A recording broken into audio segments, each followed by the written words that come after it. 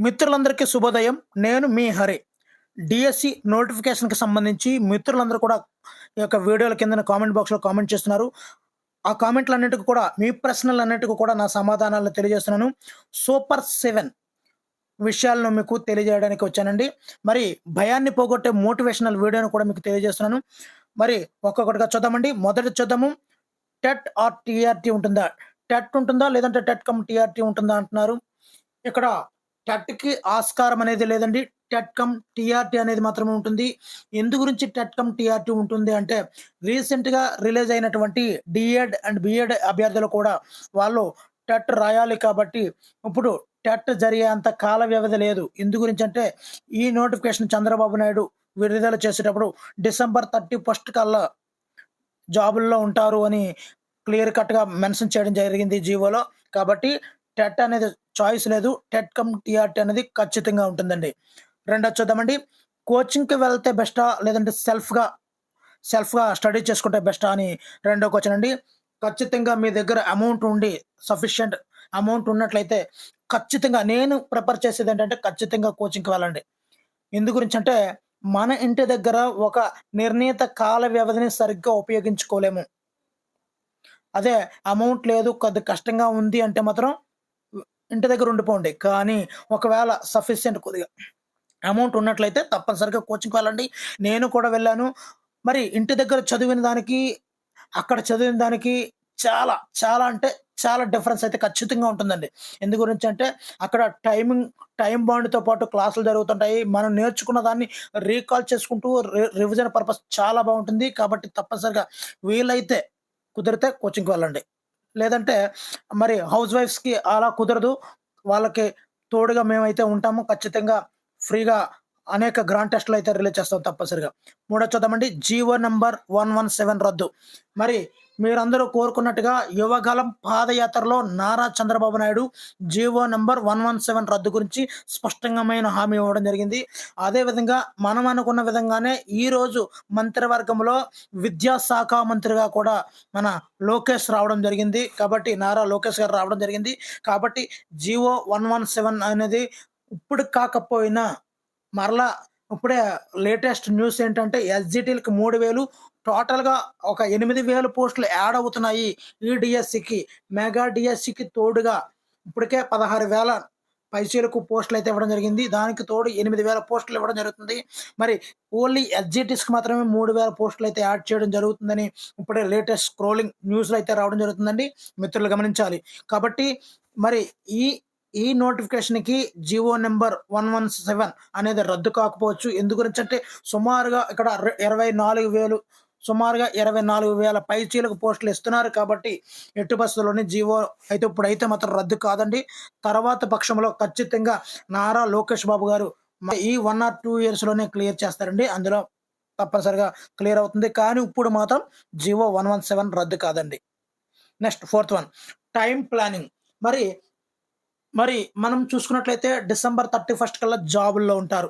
మరి దానికి ముందు ఒక నెల రోజుల వ్యవధి ముందే మనకి రిజల్ట్ రావాలి. అంటే నవంబర్ అంటే మీకు సుమారుగా 3-5 మంత్స్ అనేది గ్యాప్ ఉంటుందండి. అంటే 90 రోజుల నుండి సుమారుగా 150 రోజులు.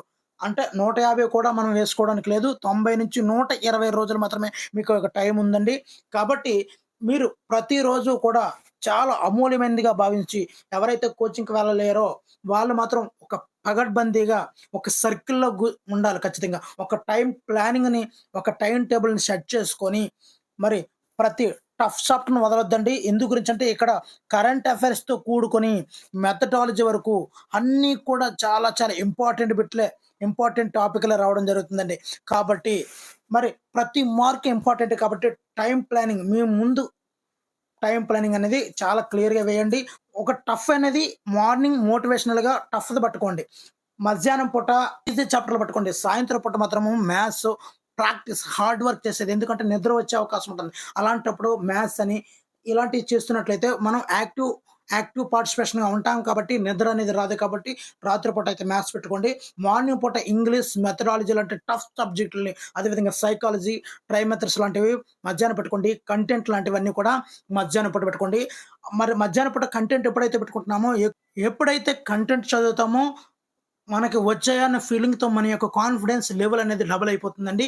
కాబట్టి ఆ ఎఫెక్ట్ అనేది నైట్ చేసే మ్యాథ్స్ మీద, మార్నింగ్ చేసే ఈ యొక్క టఫ్ సబ్జెక్ట్‌లైనటువంటి English and try methods and psychology మీద ఖచ్చితంగా ప్రభావం చూపించగలము. కాబట్టి టఫ్‌గా ప్రతి దాన్ని కూడా టైం అనేది ప్లానింగ్ చేసుకోండి. సుమారుగా 12-15 అవర్స్ అయితే చదవండి ఖచ్చితంగా. అంతకి కుదరని పక్షంలో 10-12 అన్నా మిస్ అవ్వద్దండి. ఎందు గురించంటే మీకు కాలం అనేది చాలా వేగంగా గడిచిపోతుంది. ఇప్పటికే మీరు 5 సంవత్సరాల అమూల్యమైనటువంటి కాలాన్ని వెచ్చించారు. కాబట్టి ఇప్పుడు గాని టైమ్ ప్లానింగ్ లేకపోతే మీరు జీవితాంతం టైమ్ ప్లానింగ్ లేని వాళ్ళుగా తయారవుతారండి. కాబట్టి మస్ట్ అండ్ షుడ్‌గా మీకు టైమ్ ప్లానింగ్ అనేది ఖచ్చితంగా ఇంప్లిమెంట్ చేసి తీరాలి. మరి ఐదోది, జాబ్ చేస్తూ చదవగలమా? ఎట్టి పరిస్థితుల్లోని దయచేసి ఈ హరి స్టూడెంట్ గారిని రిక్వెస్ట్ చేస్తున్నానండి. మీ హరి ఎందు గురించంటే జాబ్ చేస్తూ మీకు ఎంతో కొంత కొద్దిగా ఇన్‌కమ్‌ని గెయిన్ చేసుకొని, అంటే తెచ్చుకొని అని ఏదైనా చేసుకొనైనా ఫస్ట్ జాబ్‌ని వదిలేయండి. అండ్ ప్రైవేట్ జాబ్‌లయితే వదిలేయండి. క్లియర్‌గా చెప్తున్నానండి. ఎట్టి పరిస్థితుల్లోనూ ఆ తప్పైతే చేయకండి. 5 సంవత్సరాల కాలాన్ని వృధా చేసుకొని కూడా ఆ క్వెషన్ అడుగుతున్నారంటే నాకు అర్థం కావడం లేదు మీ మైండ్ సెట్ ఏంటన్నది. జాబ్ చేస్తూ ఎట్టి పరిస్థితుల్లో చదవద్దండి. ఎంతో కొంత అమౌంట్‌ని మీ యొక్క పుస్తకాల కోసము, వీటి కోసము కేటాయించుకొని ఎంతో కొంత అప్పన్న తెచ్చుకొని కూర్చోండి. 5 నెలలు నీది కాదంటే 50 సంవత్సరాల జీవితం నీది. నీతో పాటు నీ తల్లిదండ్రులు, నీ భార్య, నీ పిల్లలు అందరూ ఏకంగా ఒక వెలిగే ఒక అవకాశం ఒక 5 నెలల కాలంలోనే ఉంటుంది. దానిలోనే నువ్వు ఎంత మహా అయితే ఎంత సంపాదించగలవు? ఒక రూ. 1,00,000 సంపాదించగలవు. దానికి సంబంధించినటువంటి ఎంతో కొంత అమౌంట్ తీసుకొని వచ్చి, నువ్వు దీని మీద ఎఫర్ట్ పెట్టినట్లయితే నువ్వు ఖచ్చితంగా విజయ తీరాలకు చేరగలవు. ఇందు గురించే ఈ 5 సంవత్సరాలు చదువు నీకు ఎంతగానో ఉపయోగపడాలి. ప్రతి బిట్టు, ప్రతి మార్క్ అనేది చాలా ఇంపార్టెంట్. కాబట్టి దయచేసి నేను చెప్తున్నది జాబ్ చేస్తూ మాత్రం ఎట్టి పరిస్థితుల్లో చదవద్దండి. మరి ఇంకా అది నా రిక్వెస్ట్. మరి తర్వాత మీ ఇష్టం మరి. నెక్స్ట్ ఒక మోటివేషనల్ స్టోరీ అయితే చెప్తాను. అనగనగా ఒక ఒక గురువుగారి దగ్గరికి ఒక శిష్యుడు వెళ్లి, గురువుగారు నాకు చదివింది అర్థం కావడం లేదు. ఎక్కువ చదవలేకపోతున్నాను అని గురువుగారిని శిష్యుడు అడిగాడు. అయితే, అయితే ఇప్పుడు కాదు ఆ ప్రశ్న అడగవలసింది. రేపు మార్నింగ్ నేను జాగింగ్‌కి వెళ్తాను. అప్పుడు నువ్వు రా. నేను అప్పుడు నీకు సమాధానం చెప్తాను అన్నాడు. అంటే వెంటనే శిష్యుడు, అబ్బా! మా గురువుగారు ఉదయాన్నే రమ్మన్నారు. జాగింగ్‌కి రమ్మన్నారు అని చెప్పి ఉదయాన్నే బయలుదేరి వెళ్ళాడు ఆ శిష్యుడు. అయితే గురువుగారు వెళ్తున్నారు. వాకింగ్‌కి బయలుదేరారు. శిష్యుడు కూడా వచ్చాడు. ఇద్దరు అలా అలా పరిగెట్టుకుంటూ జాగింగ్ చేసుకుంటూ వెళ్తున్నారు. ఒక చెరుగట్టు వైపుగా వెళ్తున్నారు. వెళ్తున్నప్పుడు అక్కడ ఒక చెరువు పక్కన ఉంది. ఆ చెరువులోకి ఈ యొక్క శిష్యుడిని గురువుగారు తోయడం జరిగింది. తోసేస్తే ములుగుతున్నాడు బాలుడు. అయినప్పటికి కూడా అప్పుడు గురువుగారు తన యొక్క శిష్యుడి యొక్క తల పట్టుకొని గట్టిగా పైకి లేపి మరలా గట్టిగా లోపలికి ముంచడం. అంటే ఊపిరి ఆడకుండా చేయడం జరిగింది. కొద్దిసేపు ఉండి తను ఎప్పుడైతే కొట్టుకుంటున్నాడో పైకి లేపి అలా 2, 3 సార్లు చేయడం జరిగింది. తర్వాత గురువుగారిని గురువుగారిని ఈ యొక్క శిష్యుడు అడిగాడు. "ఏవండి గురువుగారు, ఎందుకంటే నన్ను అలా చంపేద్దాం అనుకుంటున్నారా?" అన్నాడు. అప్పుడు గురువుగారు శిష్యుడిని ఈ విధంగా కూర్చొని అడిగాడు. "మరి మరి నువ్వు లోపల ఉన్నప్పుడు నీకేమనిపించింది?" అన్నాడు. అంటే "ఊపిరి ఆడలేదు గురువుగారు" అన్నాడు. "ఇంకా ఏమనిపించింది?" అంటే "చాలా అసౌకర్యంగా ఉందన్నాడు." అంటే "మరి నీకు అప్పుడు తినడానికి ఏమైనా కావాలి అని అనిపించిందా?" అంటే "లేదు గురువుగారు" అన్నాడు. "మరి లేదంటే బంగారం కానీ, సినిమాలు కానీ చూడాలనిపించిందంటే?" "ఏమీ లేదు గురువుగారు." "మరి ఏమనిపించిందంటే?" "నాకు శ్వాస తీసుకోవాలని అనిపించింది గురువుగారు." ఇంకేమనిపించలేదా? ఒక్క శ్వాసే తీసుకోవాలనిపించిందా? అంటే, లేదు గురువుగారు నాకు శ్వాసే తీసుకోవాలి. ఇంకేం అవసరం లేదండి. నా ప్రాణం నిలబడితే చాలు. నాకు శ్వాస మాత్రమే కావాలప్పుడు అన్నాడు. యెస్. నీకప్పుడు శ్వాసే కావాలి. అదే విధంగా నీ చదువు మీద నువ్వు దృష్టి పెట్టు. నీ చదువే నీకు కావాలి. నీ జాబే నీకు కావాలి అని మిగతా అన్ని కోరికలు అప్పుడు ఏ విధంగా అయితే దూరం అయిపోయాయో, నీ యొక్క లక్ష్యం మీద మాత్రమే నువ్వు కాన్సంట్రేట్ చెయ్యి. ఆటోమేటిక్‌గా ఇంక అన్నీ కూడా దూరం అయిపోవాలి. సినిమా వచ్చింది చూసేయాలి. ఒక పూట పోవాలి. లేదంటే సినిమా చూడాలి అనే కాన్సెప్ట్‌ని వదిలేసి, నువ్వు నీ లక్ష్యం వైపు టార్గెట్ చెయ్యి అని చెప్పబడికి విద్యార్థి ఆ యొక్క శిష్యుడు చాలా ఆనందంగా ఎళ్ళిపోయాడు. ఇప్పుడు ఈ మోటివేషనల్ స్టోరీ విన్నటువంటి నువ్వు కూడా అదే మోటివేషన్‌తో నాకు ఒక శ్వాస తప్ప, నాకు ఒక డీఎస్సీలో జాబ్ తప్ప ఇంకేం అవసరం లేదు అనుకుంటూ మిగతా అన్ని అవసరాల్ని పటాపంచలు చేస్తూ నీ యొక్క లక్ష్యం వైపు దూసుకువెళ్ళాలి. బాణం నుండి వదిలిన విల్లులాగా, విల్లు నుండి వదిలిన బాణంలాగా నువ్వు కూడా లక్ష్యం వైపుకి వెళ్ళాలి ఖచ్చితంగా. ఓకేనండి. మరి మరి ఎలా చదవాలి అన్నది చెప్తున్నానండి. మరి 5 సంవత్సరాల కాలాన్ని గుర్తు తెచ్చుకోండి. నువ్వు పడ్డ అవమానాలు గుర్తు తెచ్చుకో. నువ్వు పడుతున్నటువంటి మనోవేదన ఎవరికీ అర్థం కాదు. నీలాంటి వాళ్ళకి తప్ప. కాబట్టి వాటిని గుర్తుకు తెచ్చుకో. నువ్వు ఒక్కసారి జాబ్ వస్తే నీ రేంజ్ ఏ విధంగా మారుతుందో గుర్తుకు తెచ్చుకో. మరి నిన్ను సూటిపోటి మాటలన్నటువంటి పక్కింటి వాళ్ళు, ఎదురింటి వాళ్ళు, బంధువులు వాళ్ళందరి మాటల్ని ఒక ఆయుధంలా, వజ్రాయుధంలా మార్చాలి.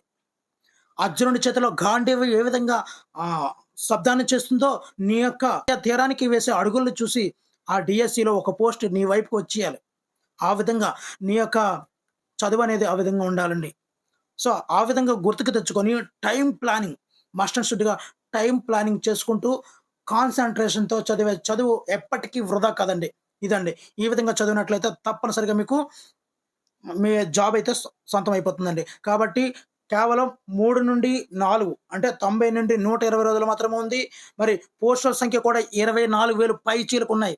అంటే 3,000 ఎస్‌జిటికి పెరుగుతున్నాయి. మిగతా 3,000 స్కూల్ అసిస్టెంట్‌కి పెరుగుతున్నాయి అన్నట్టు ఊహాగానాలొస్తుంది. దాన్ని పక్కన పెట్టేసినా కూడా మనకి 16,000 అంటే మెగా డీఎస్సీ‌లాగా మనకుంది. కాబట్టి ఎట్టి పరిస్థితుల్లోనూ వదలొద్దు. మీకు తోడుగా నేను ఉన్నాను. మరి వీడియో నచ్చితే తప్పనిసరిగా అయితే లైక్ చెయ్యి. మరి చివరిగా నేను చెప్పేదేంటంటే ముందుగా భయాన్ని వదిలేయండి. నేను దేన్నైనా సాధించగలను అనే ఉత్సాహాన్ని నింపుకోండి. కసితో చదవండి. విజయ తీరాలకు చేరండి. Thank you for watching. Me Hari. Video నచ్చితే తప్పనిసరిగా లైక్ చెయ్యి.